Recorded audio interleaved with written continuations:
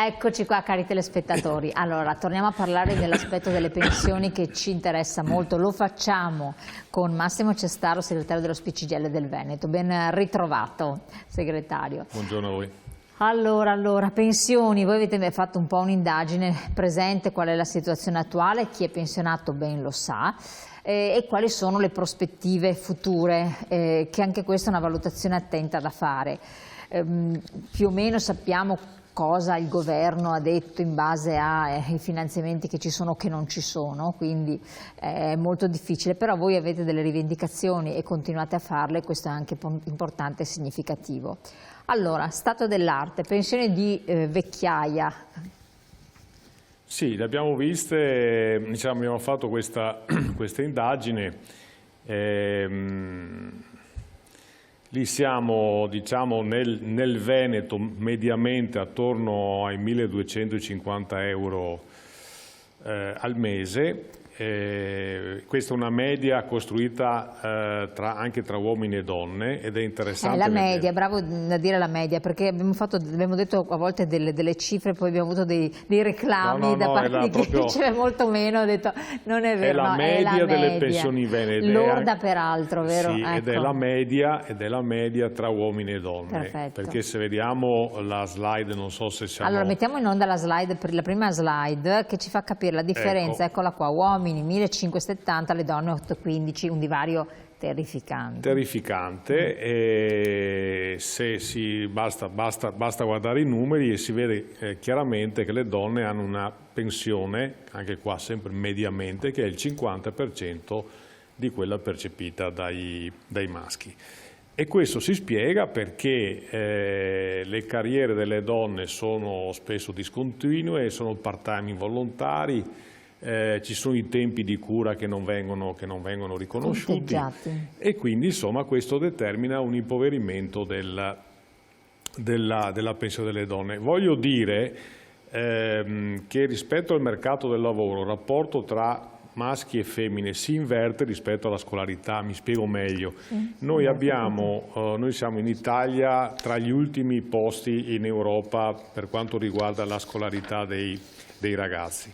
Saremmo ultimi se non ci fosse la scolarità delle ragazze, che è nettamente superiore a quella dei maschi, e quindi alza un po' la media. Però questa maggior scolarità delle ragazze sparisce nel momento in cui si incontra il mercato del lavoro, nel senso che le carriere più importanti... Cioè non viene conteggiata, come se non venisse tenuta in conto? No, e poi dal punto di vista dei trattamenti pensionistici si vede che succede esattamente questo, cioè il lavoro discontinuo o il part-time volontario e anche professionalità non sufficientemente elevate sono riservate alle donne, mentre i maschi insomma hanno percorsi lavorativi più lunghi, normalmente continui, quindi senza interruzioni, professionalità più elevate. E questo è un male di questo nostro Paese, perché poi si vede anche in tante aziende dove quando nei consigli di amministrazione o nella direzione delle aziende arrivano delle donne, le cose cambiano in meglio, e penso che questo sia un patrimonio che noi dovremmo imparare a utilizzare, anche per evitare situazioni come questa che abbiamo appena visto, cioè è esattamente il 50% il trattamento pensionistico delle donne rispetto... Che poi avete fatto un'indagine anche per territori e per province ed emerge come sempre un po' la criticità per Belluno e Rovigo, no? Rispetto ad altre. Vicenza mi sembra anche più alta. Questo dovuto a che cosa? Una maggior industrializzazione? Sì, nel senso che ci sono dei territori scusate, nei quali i livelli occupazionali sono più elevati e anche più stabili, perché evidentemente c'è un sistema produttivo tutto sommato funzionante. Nei territori più fragili, e sono fragili perché appunto il mercato del lavoro è fragile, questo significa non avere industria, significa oppure per esempio zone turistiche nelle quali i rapporti di lavoro sono intermittenti, legati alle stagioni e dopo... Questo da tutto anche per far fare delle riflessioni e che magari chi ci ascolta e non è pensionato ancora e fa delle considerazioni che voi sempre dite fate attenzione, di pensionamenti anticipati con cifre un po' minori eccetera, te le porti avanti poi anche quando di soldi ne hai bisogno e per assurdo più passa il tempo più di soldi si ha bisogno, no? Esatto, sta cosa la vediamo anche dopo. E qui il tema esiste, cioè questa cosa che diciamo insomma ripetutamente, i trattamenti pensionistici sono direttamente collegati alla vita lavorativa delle persone, quindi se uno ha una vita lavorativa continuativa, senza interruzioni, con trattamenti economici diciamo dignitosi, poi c'è un trattamento pensionistico che insomma corrisponde alla vita lavorativa. Se invece i percorsi lavorativi sono fragili, diventa fragile anche il trattamento pensionistico. Leggiamo un attimo il messaggio che era arrivato da parte di un nostro telespettatore o telespettatrice, non lo so.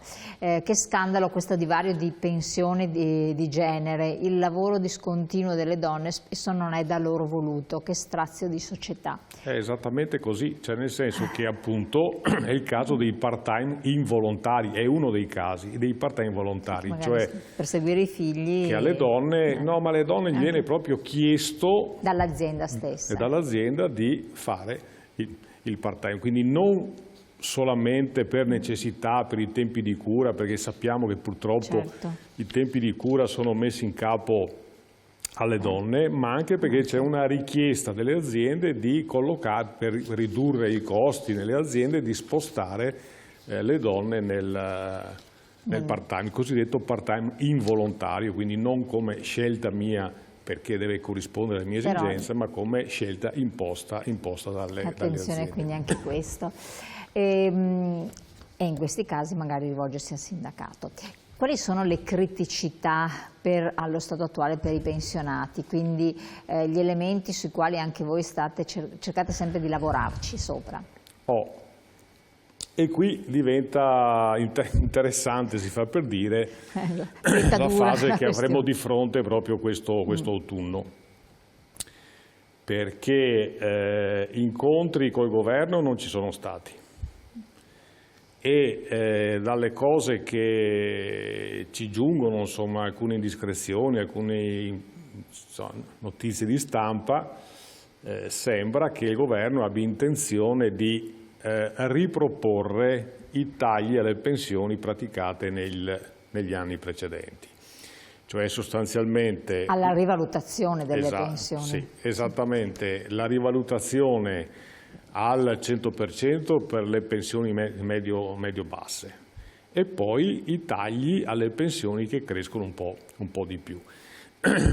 E questo è un problema perché continuiamo per questa strada di diciamo, determinare un appiattimento tra pensioni basse e pensioni diciamo, medio-alte, quindi non rispettando la vita lavorativa di chi nel corso della propria attività ha versato sempre i contributi, si è speso, non so, magari 50 anni fa i genitori si sono sacrificati per quella persona andasse all'università, si facesse una laurea, quindi anche un percorso lavorativo coerente al percorso di studio, cioè le cose che tanti hanno fatto e quindi riescono ad avere dei trattamenti economici abbastanza buoni nel corso della vita lavorativa. Tengo a sottolineare sempre che siccome il prelievo è in percentuale ed è 1/3 del costo del lavoro, il 33% complessivo, più alta è la retribuzione e in valore assoluto più alta è la contribuzione all'INPS. Quindi insomma, e quindi non si capisce perché poi queste pensioni, quelle superiori a 4 volte il minimo, abbiano una riduzione. Abbiamo una slide dopo. Infatti adesso la guardiamo. Bravi che a parlare di questa differenza tra uomo e donna a scapito di quest'ultima sia raccontato da un uomo. Speriamo che la Meloni tenga conto di questa situazione, scrive un telespettatore. Speriamo di sì, diciamo noi auspichiamo che nei ruoli di responsabilità arrivino le donne. Se però sono donne che si comportano come i maschi, come si dice, la differenza non c'è. Allora, qui vediamo la slide i tagli e la rivalutazione di cui parlava. No, c'è quella precedente, criticità per i pensionati. Abbiamo quindi i tagli e la rivalutazione, la perdita del potere di acquisto. Sì, e poi c'è questo elemento, nel senso che il dato dell'inflazione su cui sono costruiti gli aumenti legati alla rivalutazione, anche queste sono la media del pollo. Diciamo che l'anno scorso, l'anno prima ancora, dove c'è stata un'inflazione piuttosto alta determinata dall'aumento dei costi energetici, quindi siamo stati 2 anni fa attorno all'8% e l'anno scorso ancora attorno al 5-5,5%, ma questi sono dati sui quali si fa la rivalutazione delle pensioni, con una riduzione per le pensioni medio-alte, ma che non tengono conto minimamente del cosiddetto carrello della spesa, cioè quando il governo decide un'inflazione, che ne so, come è stato 2 anni fa, dell'8%, in realtà il carrello della spesa era valutato attorno al 12%. Quando c'è stata la rivalutazione costruita sul 5,5%, il carrello della spesa era attorno all'8-9%, cioè sono dati macroeconomici sui quali si costruiscono i trattamenti, diciamo le rivalutazioni delle pensioni, che però non tengono conto dell'effettivo costo della vita. E abbiamo fatto tanti esempi anche nei nostri appuntamenti precedenti: costi energetici, riscaldamento, certo, luce, acqua, gas, più il carrello della spesa. E quindi c'è un problema gravissimo, sempre più grave, di tutela del potere d'acquisto delle pensioni. Con un finanziamento insufficiente del welfare. Sappiamo cosa vuol dire welfare. Esatto, perché poi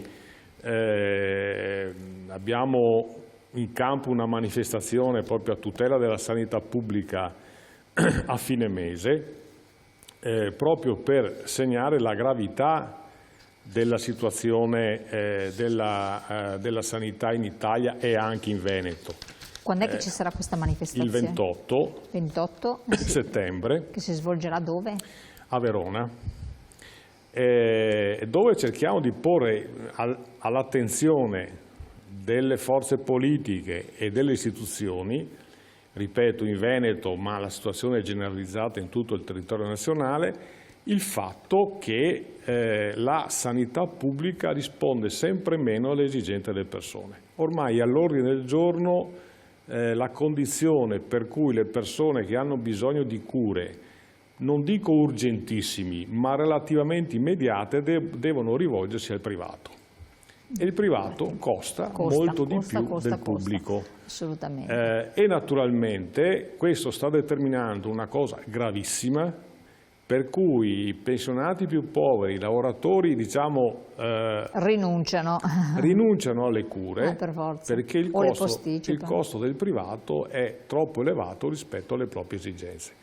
Cioè, siamo bisogna vedere anche l'appropriatezza poi delle prescrizioni. Siamo di fronte a una sorta di povertà sanitaria che dovrebbe cominciare a preoccupare le forze politiche, i governi, sia a livello nazionale che a livello regionale. Vediamo di spiegare, prima della pubblicità, i tagli alla rivalutazione, perché anche questo è un aspetto interessante su cui bisognerebbe fare una riflessione, no? Sì, è la cosa che provo a dire prima, ecco, si vede qua bene. Sostanzialmente fino a 4 volte il trattamento minimo, diciamo la rivalutazione, la tutela del potere d'acquisto è garantito al 100%. Quando dico 100% dico sempre con quella media del pollo. Facciamo l'esempio, pensione 2022, netto uno prende nella pensione 1.732, giusto? Esatto. Vuol dire che in 3 anni ha perso quanto? 968 euro? Esatto. In 3 anni 968 euro, quindi c'è una piccola differenza tra uomo e donna, però c'è. E perché la perdita netta per attesa di vita cosa vuol dire? Allora, intanto si vede che, diciamo, questa riduzione, questa minore entrata aumenta, più aumentano i trattamenti pensionistici, proprio perché il governo l'anno scorso e l'anno prima ancora ha deciso che la percentuale di rivalutazione era più bassa al crescere della pensione. Più è alta la pensione, più era inferiore la percentuale di rivalutazione. Quindi le pensioni più basse hanno avuto una rivalutazione al 100%, le rivalutazioni più alte hanno avuto una rivalutazione attorno al 50%. Questo determina che cosa? Che nel corso del triennio, su calcoli che abbiamo fatto, le perdite sono quelle che vengono indicate. Rispetto all'aspettativa di vita, la perdita di questi trattamenti pensionistici si attesta su queste cifre che abbiamo visto alla fine, cioè un pensionato che ha una pensione tra 6 o 7 volte il trattamento minimo, rispetto a una proiezione della sua aspettativa di vita, lui perderà oltre 40.000 euro. Mamma mia. Questi sono soldini che lo Stato incassa. Questa cosa che noi diciamo che in particolare questo governo ha fatto cassa con le pensioni, modificando quello che era la norma che aveva introdotto il governo Prodi nel 2000, poi riproposta giustamente dal governo Draghi e che questo governo ha invece manomesso. Quindi creando una condizione per la quale le pensioni medie o medio-alte hanno un incremento molto ma molto inferiore rispetto alle pensioni basse, con questa perdita. E questo lo pensiamo sia profondamente ingiusto perché, ripeto, stiamo parlando di persone che comunque hanno versato contributi durante tutta quanta la loro vita lavorativa. Chiaro. Devo interromperci un attimo, segretario. Allora torniamo, vediamo anche al futuro, le pensioni domani, quindi che cosa aspetta i pensionati e pensionandi. Pubblicità.